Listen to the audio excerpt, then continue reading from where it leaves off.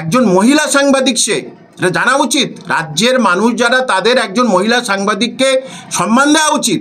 সে এমন কিছু খারাপ কথা বলেনি যে সে ওর ভুলটা কোথায় সরকারের কাছে, ও সত্য কথা বলছে, ও সত্যটাকে জীবন্ত আকারে প্রকাশ করছে, যেটা এতদিন মৃত হয়েছিল সেইটাকে জীবন্ত আকারে প্রকাশ করছে বলে ওর উপরে সরকারের রাগ। পরে বিভিন্ন রাজ্যের ছেলেমেয়েরা যেখানে পড়তে আসে এবং তাদেরও আমি অনুরোধ করব রাত্রির বেলা না বেরোতে। বলছি কলকাতায় যত সব পাগলি আছে তারা তো সারা রাত ঘুরে বেড়ায়, তা ওদেরকে নিয়ে এক জায়গায় নবান্নের পাশে খাঁচাবন্দি করে রেখে দিক আর খাওয়া দাওয়া করে দিক, তাহলে কোনো অসুবিধা নেই। উনি পুলিশ মন্ত্রী, ওনার যে মহিলা পুলিশরা তারা রাত্রি ডিউটি করে কেন আগে সেটাই বলুক দেখি। আগে উনি পাশ করে নিন যে আমার মহিলা পুলিশ যারা আছে তারা 8টার মধ্যে বাড়ি চলে যাবেন, তাহলে অন্তত পুলিশ মহিলাগুলো একটু বেঁচে যেত। কোন মেয়ে রাত 12টায় বার হবে, কাল 10টায় বার হবে, সেটার এখতিয়ার ওনার নেই। নারী হয়ে নারীত্বের অপমাননা করলেন উনি। বলে আমি শিলিগুড়ি থেকে রাত পাহারা দিচ্ছি, তাহলে আপনি রাতে জেগেছিলেন কেন? আপনি তো মহিলা, আপনি নিজে আইন বলবৎ করুন, তাহলে পশ্চিমবঙ্গের মহিলারা আইন বলবৎ করবে। আর 8টার পরে ফিরে যাওয়ার পরে তাদের যে অর্থনৈতিক ক্ষতি হবে সেটা লক্ষ্মীর ভাণ্ডারের মতো তাদের দিয়ে দেবেন, ব্যাস হয়ে গেল। মুখ্যমন্ত্রী বলেছেন যে অত রাত্রিবেলা বেরোনোর কি দরকার ছিল। বলছি যারা সাংবাদিক রয়েছে কিংবা শিল্পী যারা রয়েছে তারা তো তাদের কাজ টাইম টেবিল অনুযায়ী তারা রাতেই ফেরে, তাহলে মহিলা নিরাপত্তা কোথায়? মহিলা তো রাজ্যের মুখ্যমন্ত্রী, তিনি মহিলা, তিনি লক্ষ্মী ভাণ্ডার দেন, যতদের লক্ষ্মীদের যত রকম সুরক্ষা দেওয়া সম্ভব, ভাতা দেওয়া সম্ভব তিনি দেন, তাহলে সুরক্ষাটা কোথায়?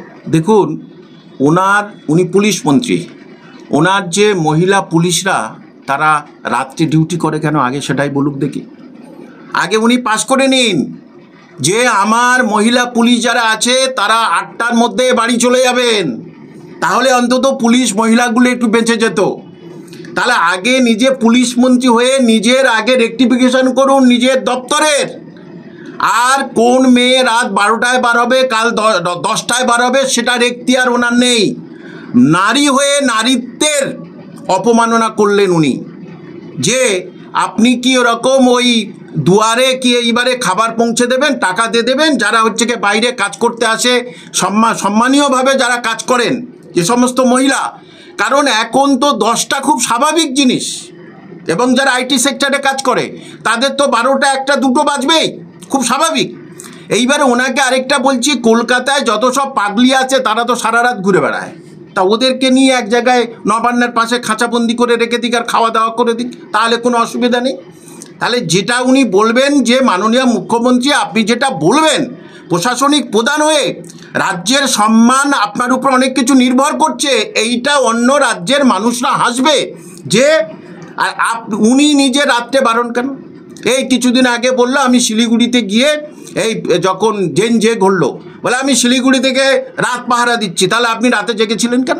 আপনি তো মহিলা, তাহলে দয়া করে আপনাকে বলবো 8টার আগে আপনি কালীঘাটে চলে যাবেন, আপনি রেস্ট নেবেন, তাহলে আপনার থেকে সমস্ত মহিলা রেস্ট নেবেন। আগে নিজে আইনটাকে নিজে বলবৎ করতে হয়, আপনি নিজে আইন বলবৎ করুন, তাহলে পশ্চিমবঙ্গের মহিলারা আইন বলবৎ করবে। আর 8টার পরে ফিরে যাওয়ার পরে তাদের যে অর্থনৈতিক ক্ষতি হবে সেটা লক্ষ্মীর ভাণ্ডারের মতো তাদের দিয়ে দেবেন, ব্যাস হয়ে গেল, কোনো অসুবিধা নেই। বলছি আগে কুণাল ঘোষ, তারপর দিলীপ ঘোষ আইনি নোটিশ পাঠিয়েছে রোজিনা রহমানকে তাদের ভিডিও করা নিয়ে, একাধিক নোটিশ, আবারও দেখা গেল কাজ সকালবেলায় একটা আইনি নোটিশ। বলছি সমস্যাটা কোথায়? সরকারের সমালোচনা করলেই আইনি নোটিশ? হ্যাঁ, এটাই একটা একনায়কতন্ত্র চলছে, হিটলারের রাজত্ব চলছে, সাদ্দাম হোসেনের রাজত্ব চলছে, হ্যাঁ, কর্নেল গদ্দাফির মতো রাজত্ব চলছে।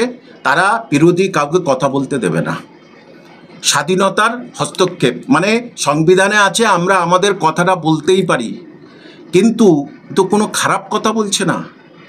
শওকত মোল্লার মতনও বোম বাঁধে না তো, আর মুখ্যমন্ত্রী নিজেই শওকত মোল্লাকে বলছে তুই তো বোম বাঁধিস। এই যে ইউটিউবারদেরকে কেলাবেন, হ্যাঁ, সেই যে বললাম যে ওটা মুখে, ওই যে বললাম প্রত্যেক বেশ কিছু পুরুষ তাদের ওই বউদের কাছে না হিরো সাজে। বাইরে আমি মেরে এসেছি 3-4টে ছেলেকে মেরে এসেছি, কেলিয়ে এসেছি, তো শওকত মোল্লা যে কেলানি খাবে সেটাও বুঝতে পারেনি। হ্যাঁ, ও মনে করছে জড় পদার্থ, ওর পাথরের মতো মারলে ওর কিছু হবে না, কিন্তু বললাম তো ওর শুধু হাড়গোড়টুকু থাকবে, আর কিছু থাকবে না সাংবাদিকের উপরে এরকম কথা বললে। এবং রোজিনা রহমানের উপরে যেটা করেছে, এর আগে করেছে, সেটার আমি তীব্র প্রতিবাদ জানাই। যে একজন মহিলা সাংবাদিক, সে এটা জানা উচিত, রাজ্যের মানুষ যারা তাদের একজন মহিলা সাংবাদিককে সম্মান দেওয়া উচিত। সে এমন কিছু খারাপ কথা বলেনি যে সে ওর ভুলটা কোথায় সরকারের কাছে, ও সত্য কথা বলছে, ও সত্যটাকে জীবন্ত আকারে প্রকাশ করছে, যেটা এতদিন মৃত হয়েছিল সেইটাকে জীবন্ত আকারে প্রকাশ করছে বলে ওর উপরে সরকারের রাগ।